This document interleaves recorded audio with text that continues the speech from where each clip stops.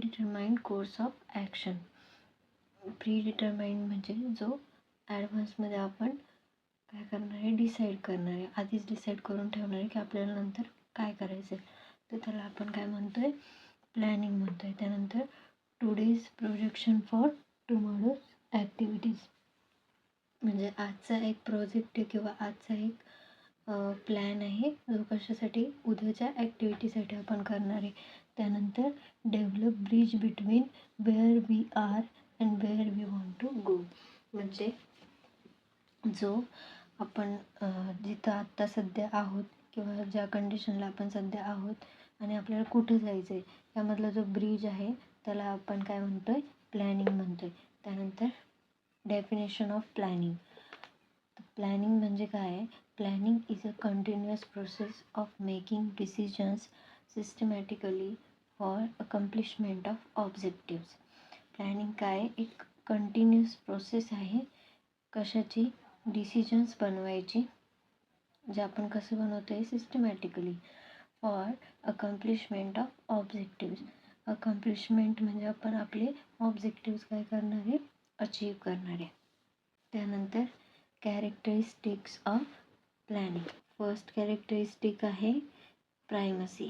Planning should be on top level.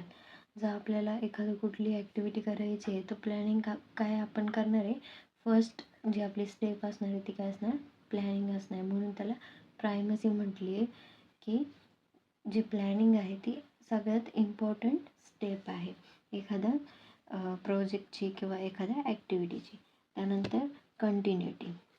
आपण जसं की डेफिनेशनमध्ये बघितलेलं होतं, प्लॅनिंग काय, एक कंटिन्युअस प्रोसेस आहे. त्यानंतर थर्ड आहे flexibility. Flexibility is essential in planning according to environment changes in planning. आपण काय करणार आहे, अकॉर्डिंग टू एन्व्हायरमेंट किंवा सिच्युएशन आपल्या प्लॅनमध्ये चेंज करणार आहे. त्यानंतर आहे unity. Planning should be made in cooperative किंवा इन कोऑपरेशन. जर सपोज आपल्याला एखादी ट्रिपची प्लॅनिंग करायची आहे तर आपण काय करणार आहे, सगळे मिळून एखादा लोकेशन किंवा एखादा स्पॉट ठरवणार आहे, त्याला आपण काय म्हटले, युनिटी पाहिजे. त्यानंतर precision. Planning should be done precisely. म्हणजे जेव्हा आपण प्लॅनिंग करतोय तर आपल्याला प्रत्येक गोष्टीचा आढावा घेऊन मग प्लॅनिंग एकदम क्लिअर बनावं लागणार की आपल्याला कुठं जायचं आहे, कसं जायचं आहे, किती वेळ लागणार, किती खर्च लागणार, ह्या सगळ्या गोष्टी. त्यानंतर pervasiveness. Planning should be done as a whole. जे आपण प्लॅनिंग करतोय ते आपण सगळ्यांचा विचार करून करणार आहे किंवा सगळ्या गोष्टींना विचारात घेऊन आपण प्लॅनिंग करणार आहे. सपोज आपण ट्रिपचंच उदाहरण घेतो आहे. जर आपली फॅमिली ट्रिप आहे तर मग आपण काय करणार, जे मुलं आहेत त्यांचा विचार करणार की गाडीत त्यांना त्रास होईल किंवा काय, अजून त्यांच्यासाठी काय काय गोष्टी आपल्याला घ्याव्या लागणार लहान मुलांसाठी. जसं की आपण जर सपोज वृद्ध व्यक्तींना घेऊन चाललं असेल फॅमिली ट्रिपला तर आपण त्याचासुद्धा विचार करणार. त्यानंतर मिशन ऑफ प्लॅनिंग किंवा एम्स किंवा ऑब्जेक्टिव्ज आपण त्याला म्हणणार. फर्स्ट ऑब्जेक्टिव्ह आहे helps to be on track without getting lost.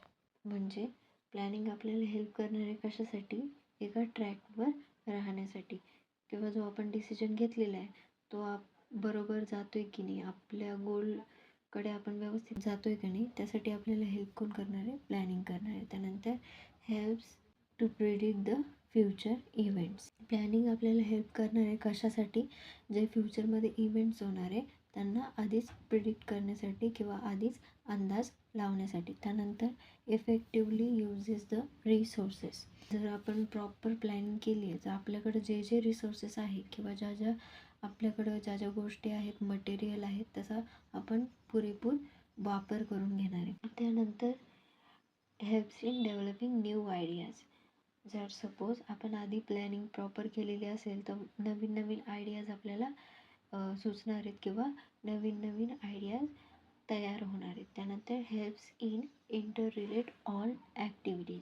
जर आपण आधीच प्लॅनिंग करून ठेवलेली आहे एखाद्या प्रोजेक्टची तर काय होणार, दोन ॲक्टिव्हिटीज एकमेकांमध्ये इंटर रिलेट करणार आहे.